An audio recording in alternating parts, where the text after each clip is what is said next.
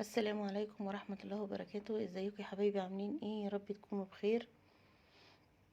احنا النهاردة عندنا وجبة سريعة كده وخفيفة. كل الولاد عندنا بيحبوها، بيجيبوها من المطاعم بفلوس قد كده. احنا معانا النهاردة، نزلت السوق فما كانش عندي وقت ان انا اقف اعمل اكل، فقلت خلاص هعمل لهم طواجن مكرونة بالسوسيس. عندي سوسيس في التلاجة او في الفريزر عامه. جبت الجريلا وحطيت فيها شويه زيت، وهبتدي ان انا احط السوسيس اشوحه، يا تشوحيه يا تسلقيه يا تحمريه. المهم ان انتي ما تستعمليش السوسيس او الهوت دوج من الكيس على طول انك تعملي بيه الاكل، يعني لازم تديله صدمه كده من اي حاجه يعني. تمام كده.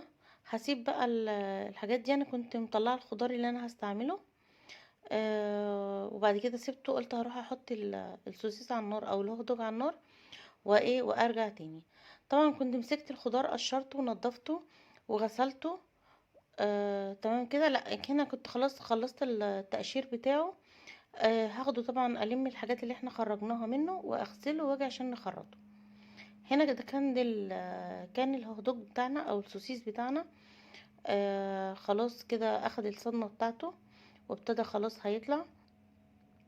كنت مطلعه بايركس علشان كنت اعملهم يعني بايركس واحد، وبعدين الولاد قالوا لي لا خلاص اعملي لنا كل واحد طاجن لوحده. عندي حله على النار، حطي فيها كيلو من المكرونه الاقلام.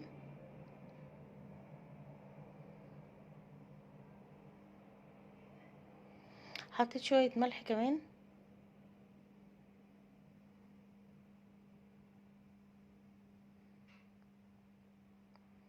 ده زياد يا جماعه، بقى ملازمني في المطبخ دلوقتي، مش فاهمه ليه. عندي حد من الولاد ما بيحبش الهوت دوج. وعندي قطعه من الفراخ الصدور. طبعا كنت انا غسلاها ومنضفاها وكل حاجه. فانا خدت مجموع، يعني خدت حبه رشه من التوابل اللي احنا عاملينها سوا. التوابل دي انا هسيب لكم الفيديو بتاع التوابل ده في صندوق الوصف، علشان خاطر ايه اللي حابب يعمل البانيه بالشكل ده وبالطريقه دي بالتوابل بتاعتها. طبعا انا كده كده عندي يعني بنتي ما بتاكلش الهدوك، فانا هاخد لها شريحتين من البانيه، اعملهم لها صدمه كده واحطهم برضو مع المكرونه. وبقيت البانيه تبلته علشان خاطر الرجيم وكده.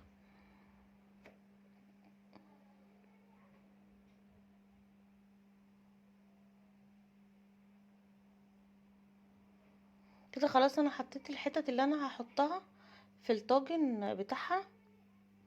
وهنا كنت خلاص خلصت وجبت الخضار اللي بعد ما غسلته، هبتدي ان انا اقطع البصل سلايس والفلفل والطماطم والحاجات. جيت احط جزر بس الولاد قالوا لي لا احنا مش عايزين، فخلاص ما حطيتش يعني. تمام كده. جبت هوك على النار او طاسه او صينيه او حله او زي ما انت عايزه، الموجود عندك ومتاح. نزلت بشويه زيت وحطيت وحطيت البصلتين اللي انا خرطتهم سلايس او شرايح زي ما انتوا بتقولوا، يعني زي ما انتوا عايزين. هبتدي ان انا اشوحها لحد ما تدبل خالص. انا مش عايزاها تاخد لون، بس انا عايزاها تدبل خالص خالص.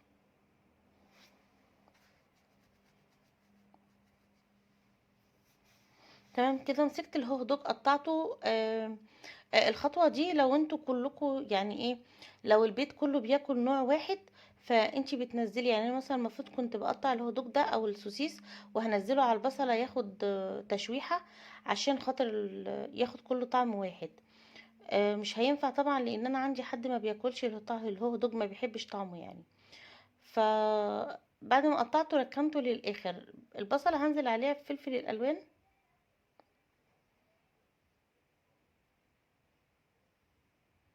هنزل بالكمية اللي انا خرطتها، اللي هو الفلفل احمر واصفر واخضر.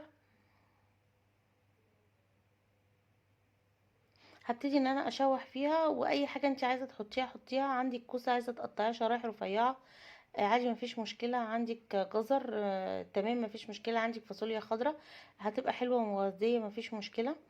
عندك مشروم وبتحبوه، مفيش برضو مشكلة. هنا هبتدي ان انا خلاص اشوحها كلها في قلب بعضها. هنزل عليهم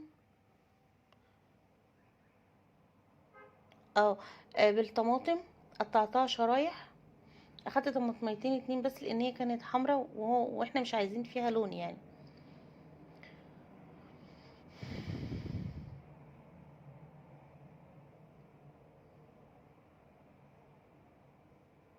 حطيت شويه بودره كاري،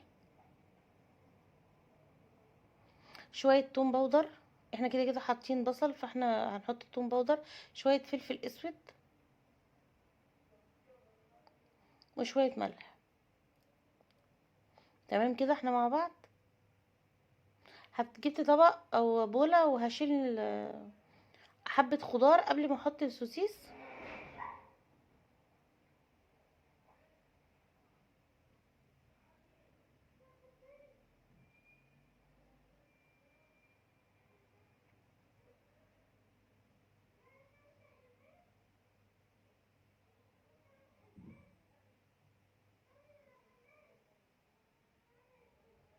هنا كده كنت قلبت السوسيس،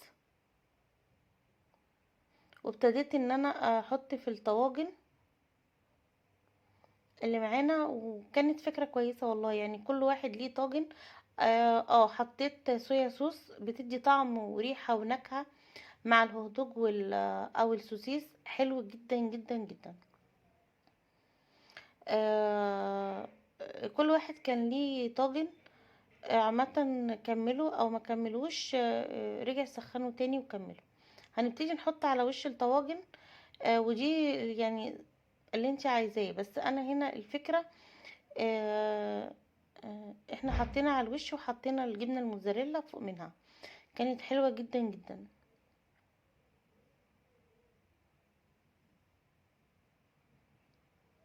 عايزة تحطي زيتون اسود، زيتون اخضر، ما فيش اي مشكلة. عايزة تحطي قرن فلفل حامي في في الطاجن مثلا، ما فيش مشكلة. يعني الطاجن اللي لو حد عايز حاجة حامية، ممكن يحط، تخرطي قرن في نفس الطاجن يعني. يعني كل واحد مختصر بنفسه يعني.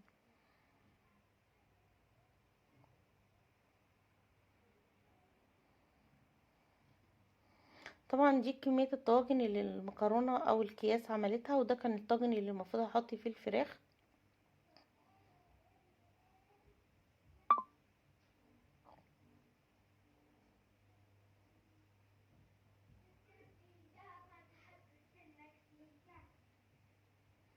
هنا خلاص كنت خلصت الطواجن بتاعتنا، وخلاص كنت هنزل بالجبنة الموتزاريلا. بعد ما حطيت حبة، ابني قال لي ايه ده، انت مش هتحطي اللي احنا حطيناه، الخضار يعني اللي احنا كنا شايلينه. بس حطيت بقى الخضار، ونزلت خلاص بالجبنة الموتزاريلا على كل الطواجن ودخلتها الفرن. طبعا احنا كل حاجة عندنا مستوية، يعني انت مش محتاجة انك تشغلي الفرن عشان تسوي حاجة. انا شغلت الفرن لمدة يا دوبك بالظبط بالظبط بالظبط 10 دقايق، آه علشان بس الحاجة تاخد كلها من طعم بعضها يعني. واول ما لقيت ان الجبنة خلاص هتبتدي تسيح، رحت طافية الفرن ومولعة الشواية. احنا في الاول وفي الاخر حطينا يعني في الفرن علشان خاطر تاخد وش، لكن احنا عندنا كل حاجة مستوية.